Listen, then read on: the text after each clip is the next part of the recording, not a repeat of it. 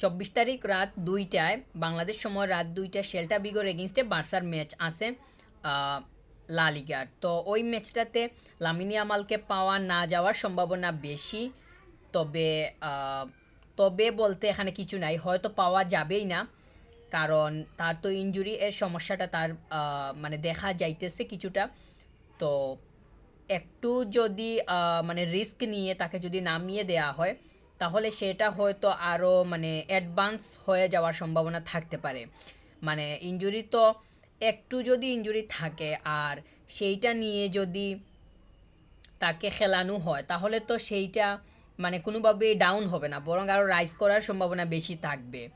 তো আমার কাছে মনে হয় যে সেল্টা ভিগোর এগেনস্টে তাকে পুরোপুরিভাবে মানে রেস্ট দেয়া কিংবা তাকে একদম খেলা থেকে দূরে রাখলে আরও বেশি ভালো হবে। কারণ যদি দেখা যায় যে ম্যাচের প্রয়োজনে মানে তাকে যদি মানে শেষ 15 মিনিট বা 10 মিনিটের জন্য মাঠে দিয়ে দেওয়া হয়, মানে খেলায় দিয়ে দেওয়া হয়, তাহলে ওই সময়ে আমার কাছে মনে হয় যে কোনো ধরনের যদি চোট পাওয়ার কোনো সম্ভাবনা তৈরি হয়, তাহলে তার ইনজুরি এর সমস্যাটা কমবে না, বরং আরও বেড়ে যেতে পারে। তখন দেখা যাবে পরবর্তী ম্যাচ যেটা চ্যাম্পিয়ন্স লিগের ম্যাচ আছে ব্রেস্টের এগেইনস্টে, তো ওইটাতে না পাওয়ার সম্ভাবনা আরও বেশি হয়ে যেতে পারে, কিংবা এই ধরনের কোনো উপক্রম তৈরি হইতে পারে। তো ওইটা কোনোভাবেই বার্সার জন্য ভালো হবে না, বরং ওইটা আরও খারাপ হবে। তো সেল্টা বিগোর এগেইনস্টে আমার কাছে মনে হয় যে লামিনে ইয়ামালকে পুরোপুরিভাবে সাইডে রাখলে এটা আরও বেশি মানে সুবিধাজনক হইতে পারে। তবে এখানে একটা চ্যালেঞ্জিং বিষয় হইতেছে যে হ্যান্সি ফ্লিক তিনি কিভাবে ওই ম্যাচটা রাইট উইং পজিশনটা কিভাবে সামলাবেন লামিনে ইয়ামালকে ছাড়া। তবে এইভাবে তো বললে আসলে হয় না, একটা প্লেয়ারের উপরে পুরো সিজন কিংবা সিজনের শুরু থেকে মাঝামাঝি পর্যন্ত একটানা ডিপেন্ড করাটা কোনোভাবেই লজিক্যাল হয় না। লামিনে আমাদের উপরে সিজনের শুরু থেকে এখন পর্যন্ত রাইট উইং সাইডটাতে ভরসা করে আসা লাগতেছে বার্সার, কিন্তু ওইটা কোনোভাবেই আমার কাছে মানে যৌক্তিক মনে হচ্ছে না। কারণ সে ইনজুরিতে পড়তেই পারে কিংবা তার কোনো সমস্যার কারণে সে নাও থাকতে পারে। তো ওই পজিশনটা তাকে ছাড়া কিভাবে সামাল দেয়া যায়, ওই মানে পন্থা খুঁজে বের করা কোচিং স্টাফদের জন্য একটু চ্যালেঞ্জিং এই মুহূর্তে হইতে পারে। সেল্টা বিগোর এগেনস্টে ম্যাচটা হচ্ছে এওয়ে ম্যাচ। তো এওয়ে ম্যাচে লামিনে ইয়ামাল যেই প্লেয়ারটা একদম সেট স্টার্টিং ইলেভেন কিংবা এই স্কোয়াডের একজন সেট প্লেয়ার এবং অনেক বড় একটা ভরসার জায়গা, তো এই ধরনের প্লেয়ারকে পাওয়া যাচ্ছে না। এবং তাকে ছাড়া ওই পজিশনটা কিভাবে হ্যান্ডেল করা যায়, ওইটাকে আমি একটু মানে একটু মানে প্রতিবন্ধকতা হিসাবেই দেখতেছি কোচিং স্টাফদের জন্য। তবে এখানে তো এত বেশি সমস্যা হওয়ার কথা না, কারণ প্লে মানে স্কোয়াডে তো ওই পজিশনটা সামাল দেওয়ার মতো আমার কাছে মানে ওই পজিশনটা সামাল দেওয়ার মতো একজ্যাক্ট কোনো প্লেয়ার নেই, এটা ঠিক আছে। কিন্তু যারা আছে তাদেরকে দিয়ে সেল্টা বিগোর এগেইনস্টে ওই পজিশনটা চালিয়ে নেওয়া কোনোভাবেই মানে কোনোভাবেই সমস্যার কারণ হওয়ার কথা না। যদি রাফিনহাকে রাইট সাইডে ব্যবহার করে ফেরমিনকে লেফট সাইডে দিয়ে দেওয়া হয়, তাহলে আমার কাছে মনে হয় যে এইটা একটা সলিউশন হইতে পারে। আর যদি অন্য কোনো সলিউশনে যাওয়া হয়, যেমন রাফিনহা তার পজিশনেই থাকলো লেফট উইং সাইডটাতে, আর রাইট উইং সাইডটাতে দানি অলমোকে অ্যাড করে দিয়ে দেওয়া হলো। যদিও দানি অলমোর পজিশন ওইটা না, কিন্তু দলের প্রয়োজনে তো তাকে মানে খেলানো যেতেই পারে। তো এইভাবে হইতে পারে। লামিনে ইয়ামালকে আমার কাছে মনে হয় যে পুরোপুরি একদম মানে মানে পরবর্তী ম্যাচটার জন্য একদম রিজার্ভে রেখে দেয়া মানে বেশি ভালো হবে।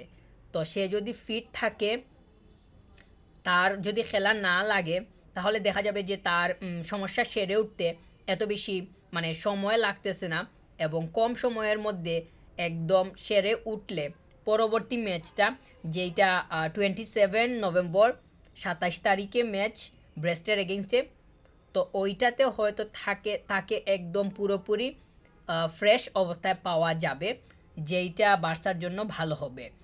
আর বিশেষ করে চ্যাম্পিয়ন্স লিগের ম্যাচে তো মানে ফাইনাল থার্ডটা অনেক বেশি স্ট্রং হওয়া উচিত হবে। তো ওইখানে একদম মানে চোখ বন্ধ করেই মানে এখনই বলে দিতে পারি যে 3 পয়েন্ট ছাড়া কোনো কথাই নাই। তো ওইখানে অবশ্যই লামিনী আমালকে দরকার হবে। মানে তার সাথে তো রবার্ট লেভানডস্কি কিংবা রাফিনিয়া, এমনকি মিডের সাথেও তো তার কম্বিনেশনটা খুবই ভালো। তো মানে তার আন্ডারস্ট্যান্ডিংটা ভালো, মানে এই টিমের সাথে এমনভাবে সে সেট হয়ে আছে, কিংবা তার মাইন্ডসেটটা এমনভাবে সে এখানে ফিট করছে, সেইটার মানে ভ্যালু অনেক বেশি বলেই মনে করতেছি। তাছাড়া কুন্দে এর সাথে তো তার 1-to-1 কিংবা তার আন্ডারস্ট্যান্ডিংটাও তো কত স্ট্যান্ডার্ড, সেটা তো আপনারা ম্যাচের মধ্যে মানে দেখতেই পারেন। তো তার যে শুধু মিডফিল্ডের সাথেই আন্ডারস্ট্যান্ডিং আছে তাও না, মানে রাইট ব্যাক কিংবা ডিফেন্ডারদের সাথেও তো মানে ভালো অবস্থা। একটা সাইডে সে রান করে মানে রাইট সাইডে, তো সেখানে থেকেও তার সাথে অন্যদের কানেকশনটা থাকে। তো এইটা তো অবশ্যই মানে দরকার হবে চ্যাম্পিয়ন্স লিগের ম্যাচে। তো আমার কাছে মনে হয় যে সেল্টা বিগোর এগেনস্টে রিস্ক না নিয়ে, রিস্ক ফ্রি থেকে অন্য যারা আছে তাদেরকে ব্যবহার করে ওই পজিশনটা কন্টিনিউ করা উচিত হবে। তবে হ্যান্সি ফ্লিক যদি ম্যাচের শেষের দিকে গিয়ে তাকে কিছু সময় খেলাতে চান, কিংবা এইভাবে যদি কোচিং স্টাফরা কোনো ডিসিশনে যান, সেইটা থেকে যদি নেগেটিভ কোনো আউটকাম আসে, এইটা বার্সার জন্য কোনোভাবেই চ্যাম্পিয়ন্স লিগের ম্যাচের জন্য ভালো হবে না। আর নেগেটিভ আউটকাম আসবে বলেও এক্সপেক্ট করতেছি না, কারণ ইনজুরি এর সমস্যাটা এত বড় না। তো এত বড় না বললেও এই ছোটো থেকেও তো মানে ছোটোর সাথে ছোটো এর যখন কোলাবোরেশন হয় তখন তো বড় কিছু হওয়ারই সম্ভাবনা থাকে।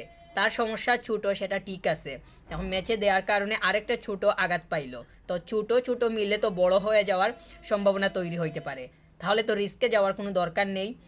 সেল্টা বিগোর এগেনস্টে যেভাবেই হোক ওই পজিশনটা অন্যদেরকে দিয়ে কন্টিনিউ করে তাকে যাতে ফ্রেশ অবস্থায় রাখা যায়, সেভাবে সাইডে রেখে চ্যাম্পিয়ন্স লিগের পরবর্তী ম্যাচের জন্য যাতে 100 স্কোয়াড কিংবা একদম স্টার্টিং 11 একদম পারফেক্টভাবে নিয়ে মাঠে নামা যায়, সেই চিন্তা করাটা অনেক বেশি লজিক্যাল হবে।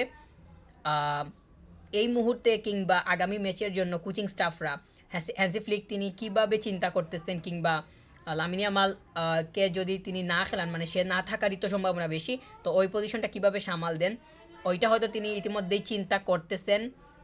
তো অবশ্যই চিন্তায় থাকবে, কারণ ইম্পর্ট্যান্ট একটা পজিশন, সব পজিশন ইম্পর্ট্যান্ট, ফাইনাল থার্ডের পজিশন তো আরও বেশি ইম্পর্ট্যান্ট। তো সে না থাকলে অন্যান্যদেরকে দিয়ে ওই পজিশনটা কিভাবে তিনি কন্টিনিউ করবেন না করবেন, সেইটা হইতেছে মানে ওনার কাছে এখন বর্তমানে অনেক বড় একটা চ্যালেঞ্জিং এবং চিন্তার বিষয়। তো শেষ পর্যন্ত দেখা যাক যে বার্সেলোনা তাকে ছাড়া কিভাবে কন্টিনিউ করে, ওই পজিশনটাতে কি কোনো পরিবর্তন আসে কিনা বা কীরকম হয়।